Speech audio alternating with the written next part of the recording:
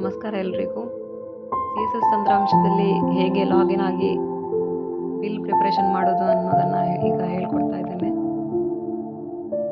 ಮೊದಲನೇದಾಗಿ CSS ವೆಬ್ಸೈಟಿಗೆ ಹೋಗಿ ಯೂಸರ್ ನೇಮ್ ಹಾಗೆಯೇ ಪಾಸ್ವರ್ಡ್ ಹಾಗೆಯೇ ಅಥೆಂಟಿಕೇಷನ್ನ ಹಾಕಿ ಲಾಗಿನ್ ಕೊಡಬೇಕು. ಆವಾಗ OTP ಬರುತ್ತೆ. ಮೇಕರ್ ಲಾಗಿನಲ್ಲಿ ಲಾಗಿನ್ ಆಗಬೇಕು ಬಿಲ್ ಪ್ರಿಪರೇಷನ್ ಮಾಡಬೇಕಾದ್ರೆ. ಮೇಕರ್ ಲಾಗಿನ್ ಆಗುವಾಗ OTP ಬರುತ್ತೆ. ಆ OTPಯನ್ನು ಸರಿಯಾಗಿ ಎಂಟರ್ ಮಾಡಬೇಕು.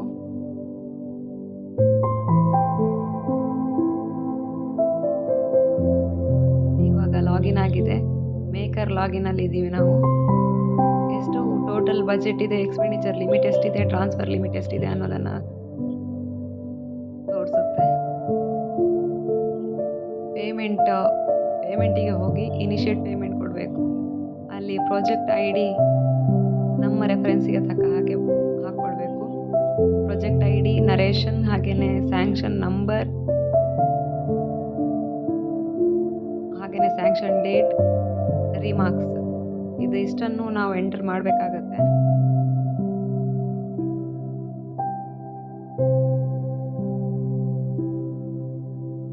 ನಾವಿಲ್ಲಿ ಏನು ಎಂಟರ್ ಮಾಡ್ತೀವೋ ಅದು ನಮ್ಮ ಬಿಲ್ ಸಬ್ಮಿಟ್ ಆಗುವಂತಹ PPI ಅಲ್ಲಿ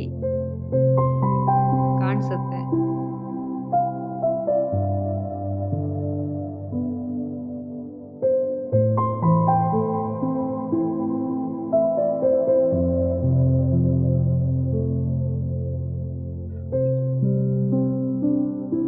ನಮಗೆ ಬಿಲ್ PPI ಅನ್ನು ನೋಡಿಬಿಟ್ಟು ಇದು ಯಾವ ಬಿಲ್ ಅನ್ನೋದನ್ನು ಐಡೆಂಟಿಫೈ ಮಾಡೋದಕ್ಕೆ ಆಗೋ ಥರ ನಾವು ಇಲ್ಲಿ ನರೇಷನ್ ಎಲ್ಲ ಕೊಡಬೇಕಾಗತ್ತೆ.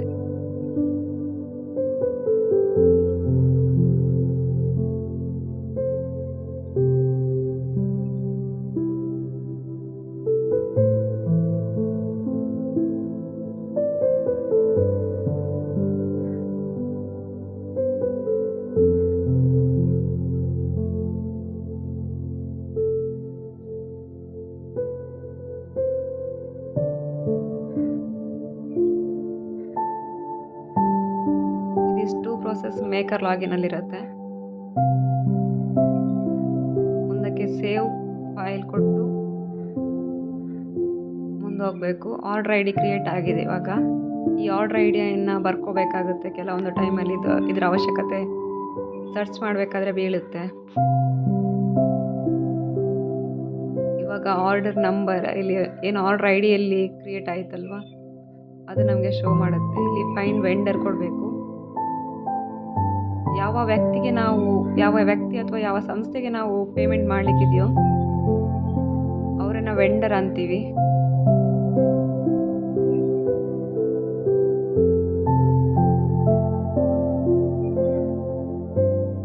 ವೆಂಡರ್ ನೇಮ್ ಅಥವಾ ವೆಂಡರ್ನ ಅಕೌಂಟ್ ನಂಬರ್ ಇದ್ದರೆ ನಾವಿಲ್ಲಿ ವೆಂಡರ್ ಕೋಡ್ ಸರ್ಚ್ ಮಾಡ್ಬೋದು. ಅಟ್ಲೀಸ್ಟ್ ಅಕೌಂಟ್ ನಂಬರ್ ಅಥವಾ ವೆಂಡರ್ ಕೋಡೇ ನಮಗೆ ನೆನಪಿರಬೇಕಾಗ್ತದೆ. ಮುಂದಕ್ಕೆ ಕಾಂಪೊನೆಂಟ್ ಕೋಡ್ನ ಹಾಕಿ ನಮ್ಮ ಎಕ್ಸ್ಪೆಂಡಿಚರ್ ಮಾಡೋದಕ್ಕೆ ಯಾವ ಕಾಂಪೊನೆಂಟ್ ಕೊಟ್ಟಿರ್ತಾರೆ ನೋಡಿ ಆ ಕಾಂಪೊನೆಂಟ್ನ ನಾವಿಲ್ಲಿ ಹಾಕೋಬೇಕು. ಎಷ್ಟು ನಮ್ಮ ಈ ಕಾಂಪೊನೆಂಟ್ಗೆ ಲಿಮಿಟ್ ಫಿಕ್ಸ್ ಆಗಿದೆಯೋ ಅದರಿಂದ ನಾವು ಎಕ್ಸ್ಪೆಂಡಿಚರ್ನ ಮಾಡ್ಕೋಬೋದು.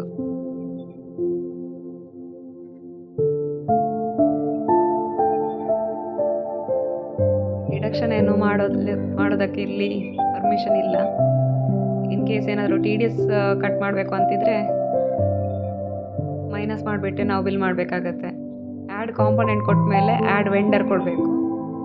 ಇಲ್ಲಿ ನಾವು ಇನ್ನೊಂದು ಸರ್ತಿ ಚೆಕ್ ಮಾಡ್ಕೋಬೇಕು ಕರೆಕ್ಟ್ ಆಗಿದೆಯಾ ಕಾಂಪೊನೆಂಟ್ ಕೋಡ್ ಹಾಗೆಯೇ ವೆಂಡರ್ ಕೋಡ್ ಸರಿಯಾಗಿದೆ, ಅಮೌಂಟ್ ಸರಿಯಾಗಿದೆ ಅಂತ ಚೆಕ್ ಮಾಡಿಕೊಂಡು ಟೋಟಲ್ ಬೆನಿಫಿಷರಿ ಒಂದಿರೋದು. ಇನ್ ಕೇಸ್ ಇನ್ನೊಂದಿದೆ ಅಂತಾದರೆ ಆ್ಯಡ್ ವೆಂಡರ್ ಇನ್ನೊಮ್ಮೆ ಕೊಡಬೇಕು.